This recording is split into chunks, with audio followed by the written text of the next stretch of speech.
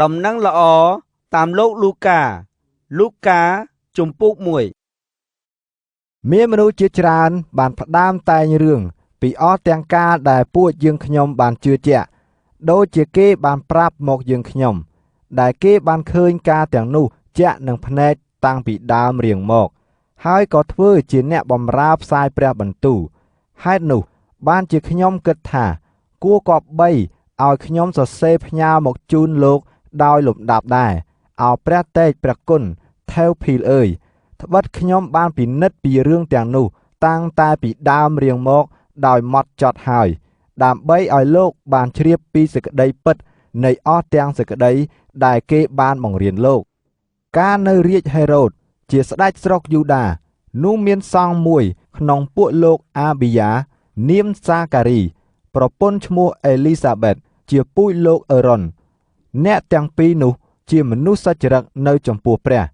បានកាន់តាមក្រឹតក្រមនិងច្បាប់នៃព្រះអង្គម្ចាស់ទាំងប៉ុន្មានឥតកន្លែងបន្ទោសបានទេលោកគ្មានកូនសោះត្បិតអេលីសាប៊ែតជាស្ត្រីអា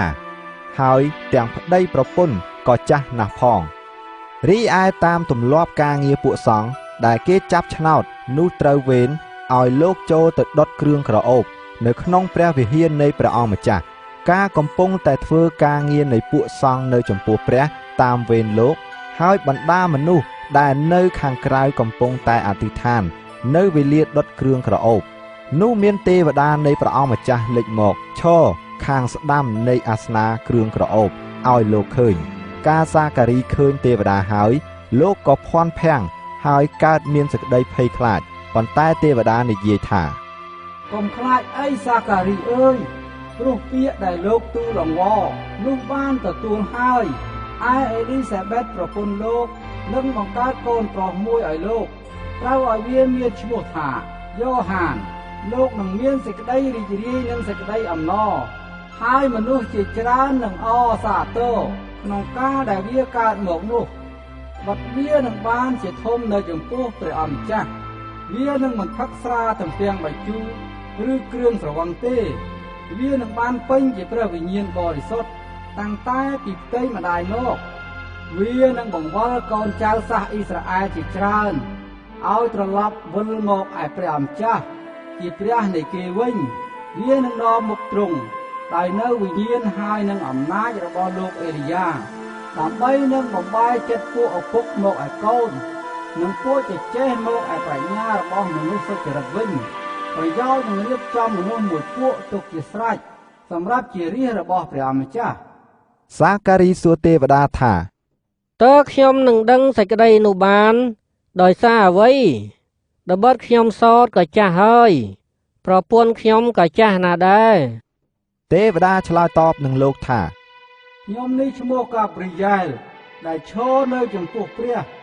ទ្រង់បានចាត់ខ្ញុំឲ្យមកនិយាយនឹងលោកហើយប្រកាសប្រាប់ដំណឹងល្អនេះមើលលោកនឹងត្រូវគោនិយាយមិនបានដល់រាប់ដល់ថ្ងៃដែលការទាំងនេះកើតមកពីព្រោះលោកមិនបានជឿពាក្យខ្ញុំដែលនឹងសម្រេចនៅវេលាកំណត់នោះទេឯបណ្ដាមនុស្សគេនៅចាំសាការីក៏នឹកប្លែកពីលោកដែលនៅក្នុងព្រះវិហារជាយូរម្លេះការលោកចេញមកលោកនិយាយនឹងគេមិនបានទេគេក៏យល់ឃើញថាលោកបានឃើញការជាក់ស្ដែងណាមួយនៅក្នុងព្រះវិហារជាមិនខានដោយលោកធ្វើគ្រឿងសម្គាល់ឲ្យដឹងហើយក៏នៅតែគការវេលាដែលការងារលោកបានសម្រេចហើយនោះលោកក៏ត្រឡប់ទៅផ្ទះវិញគ្រាក្រោយនោះអេលីសាប៊ែតជាប្រពន្ធលោកនាងមានផ្ទៃពោះរួចក៏លាក់ខ្លួននៅ5ខែដោយថាព្រះអង្គម្ចាស់ទ្រង់បានប្រោះខ្ញុំយ៉ាងដូចនេះក្នុងគ្រាដែលទ្រង់តតមកខ្ញុំដើម្បីនឹងដោះសេចក្តីអាម៉ាស់ខ្មាស់របស់ខ្ញុំនៅកណ្ដាលមនុស្សចេញកន្លង6ខែក្រោយនោះមកព្រះទ្រង់ចាត់ទេវតាកាព្រីយ៉ែលឲ្យទៅឯនាងព្រហ្មចារីម្នាក់ដែលនៅភូមិណាសារ៉េតក្នុងស្រុកកាលីលេជាស្ត្រីដែលបានបំរុងទុកឲ្យមនុស្សម្នាក់ឈ្មោះយូសែបជាពូជលួងដាវីតនាងឈ្មោះម៉ារីទេវតាក៏ចូលមកឯនាងពោលថាជំរាបសួរនាងអោនាងដែលប្រកបដោយព្រះគុណអើយព្រះអម្ចាស់ទ្រង់គង់នៅជាមួយនឹងនាងក្នុងបណ្ដាពួកស្រី នាងជាស្ត្រីមានពរពិត នាងមានសេចក្តីភាំងដោយឮពាក្យនោះហើយរីគិតក្នុងចិត្តពីពាក្យជំរាបសួរយ៉ាងនោះមានន័យដូចម្ដេចតែទេវតានិយាយថា កុំខ្លាចអីម៉ារីអើយត្បិតព្រះបានប្រោសមេត្តាដល់នាងហើយមើលនាងនឹងមានគភ៌ប្រសូតបានបុត្រាមួយដែលនាងត្រូវថ្វាយព្រះនាមថាយេស៊ូបុត្រនោះនឹងបានជាធំឧត្តមហើយគេនឹងហៅទ្រង់ជាបរិជ្ជបុត្រានៃព្រះដ៏ខ្ពស់បំផុតព្រះអម្ចាស់ដ៏ជាព្រះទ្រង់នឹងប្រទានរាជនៃលួងដាវីតជាអាយុកាលទ្រង់ថ្វាយទ្រង់សោយទ្រង់នឹងសោយរាជលើពួកវង្សរបស់យ៉ាកុបនៅអស់កាលរៀងទៅហើយរាជទ្រង់នឹងមិនផុតឡើយ តែម៉ារីសួរទេវតាថា ខ្ញុំមិនស្គាល់ប្រុសណាផងដូច្នេះតើធ្វើដូចម្ដេចនឹងឲ្យការនេះសម្រេចបាន ទេវតាក៏ឆ្លើយថា ព្រះវិញ្ញាណបរិសុទ្ធនឹងយាងមកសង្ឃាត់លើនាងហើយព្រះចេស្តានៃព្រះដ៏ខ្ពស់បំផុតនឹងមកគ្របបាំងនាងដោយស្រមោលហើយដូច្នេះបុត្របរិសុទ្ធដែលនឹងប្រសូតមកនោះត្រូវហៅថាជាព្រះរាជបុត្រានៃព្រះមើលឥឡូវអេលីសាបេតជាញាតិនាងក៏មានផ្ទៃពោះជាកូនប្រុសក្នុងកាលដែលចាស់ហើយដែរគឺអ្នកដែលគេបានហៅជាស្ត្រីអានោះនាងមានផ្ទៃពោះ6ខែមកហើយបិទការអ្វីដែលព្រះទ្រង់ធ្វើពុំបាននោះគ្មានសោះឡើយ នោះម៉ារីនិយាយថា មើលខ្ញុំនេះជាអ្នកបម្រើរបស់ព្រះអម្ចាស់ដូច្នេះសូមឲ្យបានសម្រេចដោយពាក្យលោកចុះ រួចទេវតាក៏ថយចេញពីនាងបាត់ទៅនៅគ្រានោះម៉ារីក៏ក្រោកឡើងទៅឯស្រុកភ្នំជាប្រញាប់ដល់ភូមិមួយក្នុងខេត្តយូដាក៏ចូលទៅក្នុងផ្ទះសាការីជំរាបសួរដល់អេលីសាបេតកាលអេលីសាបេតបានឮពាក្យម៉ារីជំរាបសួរនោះកូនក៏បំរាស់នៅក្នុងផ្ទៃរួចគាត់បានពេញជាព្រះវិញ្ញាណបរិសុទ្ធក៏បន្លឺសំឡេងយ៉ាងខ្លាំងថា ក្នុងបណ្ដាពួកស្រីគឺនាងហើយជាស្ត្រីមានពរពិតព្រមទាំងកូននៅក្នុងផ្ទៃនាងផងដូចម្ដេចណោះបានជាដល់ទៅព្រះមេត្តាព្រះអម្ចាស់នៃខ្ញុំក៏មកសួរដូច្នេះដែរល្បិតមើលការសំឡេងនាងជម្រាបសួរឮមកដល់ត្រចៀកខ្ញុំនោះកូននៅក្នុងពោះខ្ញុំក៏បំរាស់ដោយសេចក្តីអំណរនាងមានពរហើយដោយនាងបានជឿល្បិតសេចក្តីដែលព្រះអម្ចាស់មានបន្ទូលមកនាងនោះនឹងបានសម្រេចជាមិនខាន រួចម៉ារីនិយាយឡើងថា ប្រលឹងខ្ញុំលើកដំកើងព្រះអម្ចាស់វិញ្ញាណខ្ញុំក៏រីករាយនឹងព្រះដ៏ជាព្រះអង្គសង្គ្រោះនៃខ្ញុំត្បិតទ្រង់បានទតមើលសន្តានទៀបថោករបស់ខ្ញុំជាបាវបំរើទ្រង់មើលចុះពីនេះទៅមុខគ្រប់ទាំងដំណរមនុស្សនឹងរាប់ខ្ញុំថាជាអ្នកមានពរពីព្រោះព្រះដ៏មានព្រះចេស្តាទ្រង់បានប្រោសសេចក្តីយ៉ាងល្អវិសេសដល់ខ្ញុំព្រះនាមទ្រង់បរិសុទ្ធទ្រង់មានសេចក្តីមេត្តាករុណាដល់គ្រប់ទាំងដំណរមនុស្សដែលគេកោតខ្លាចទ្រង់តរៀងទៅទ្រង់បានសម្ដែងឫទ្ធិដោយព្រះហស្ថទ្រង់ព្រមទាំងកំចាត់ចំចាយមនុស្សអំនួតដោយសារគំនិតដែលនៅក្នុងចិត្តខ្លួនគេទាំងទម្លាក់ស្ដេចពីបល្ល័ង្កចេញ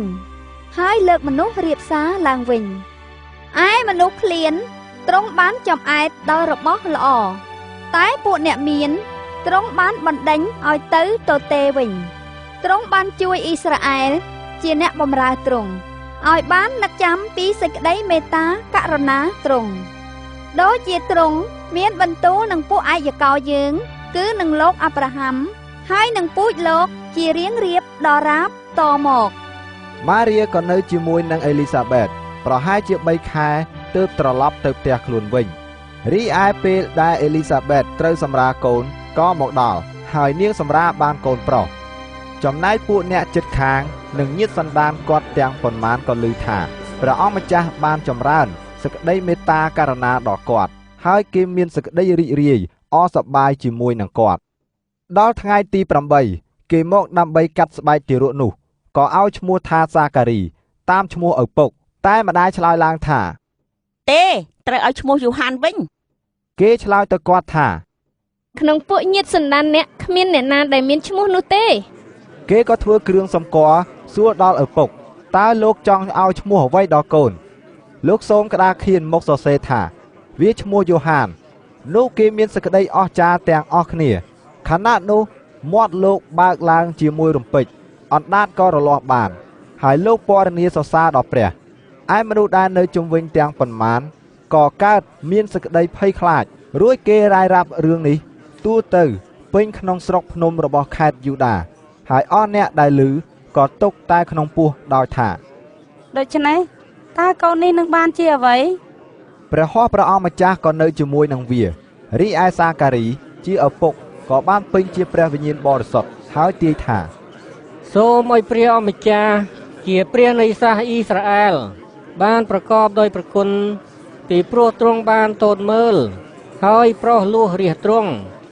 ព្រមទាំងបង្កើតព្រះដ៏មានឥទ្ធិឫទ្ធិនៅក្នុងពូជលួងដាវីតជាអ្នកបម្រើទ្រង់សម្រាប់នឹងជួយសង្គ្រោះយើងផងដូចជាទ្រង់មានបន្ទូលដោយមាត់ពួកហោរាបរិសុទ្ធរបស់ទ្រង់តាំងពីបុរាណមកគឺជាសេចក្តីសង្គ្រោះឲ្យរួចពីខ្មាំងសត្រូវយើងហើយពីកណ្ដាប់ដៃនៃអស់អ្នកណាដែលស្អប់យើងដើម្បីនឹងសម្រេចសេចក្តីមេត្តាករុណាដល់ពួកអាយកយើងហើយនឹងនឹកចាំពីសេចក្តីសញ្ញាបរិសុទ្ធរបស់ទ្រង់គឺជាសម្បត្តិដែលទ្រង់បានស្បត់នឹងលោកអប្រាហាំជាអាយកយើងថានឹងបើកឲ្យយើងបានសង្គ្រោះរួចពីកណ្ដាប់ដៃពួកខ្មាំងសត្រូវដើម្បីឲ្យបានបម្រើទ្រង់ឥតភ័យខ្លាចដោយសេចក្តីបរិសុទ្ធនិងសេចក្តីសុចរិតនៅចំពោះទ្រង់អស់មួយជីវិតយើងឯងទារកអើយគេនឹងហៅឯងជាហោរានៃព្រះដ៏ខ្ពស់បំផុតត្បិតឯងនឹងដើរចំពោះព្រះអម្ចាស់ដើម្បីនឹងរៀបចំផ្លូវថ្វាយទ្រង់ប្រយោជន៍ឲ្យរាជទ្រង់បានស្គាល់សេចក្តីសង្គ្រោះជាការប្រោសឲ្យគេរួចពីបាបដោយព្រោះព្រះハរតីមេត្តាករុណារបស់ព្រះនៃយើងដែលបណ្ដាលឲ្យបច្ចុប្បន្នសកាលភ្លឺមកដល់យើងពីស្ថានដ៏ខ្ពស់ដើម្បីនឹងបំភ្លឺដល់ពួកអ្នកដែលអង្គុយក្នុងសេចក្តីងងឹតហើយក្នុងម្លប់នៃសេចក្តីស្លាប់ប្រយោជន៍ឲ្យបានតម្រង់ជើងយើងតាមផ្លូវសុខសាន្តវិញរីឯទារកនោះក៏កាន់តែធំឡើងបានចម្រើនកម្លាំងខាងវិញ្ញាណជាខ្លាំងឡើងហើយនៅតែក្នុងទីរហោស្ថានដរាបដល់ថ្ងៃដែលបង្ហាញខ្លួនឲ្យសាសអ៊ីស្រាអែលបានឃើញ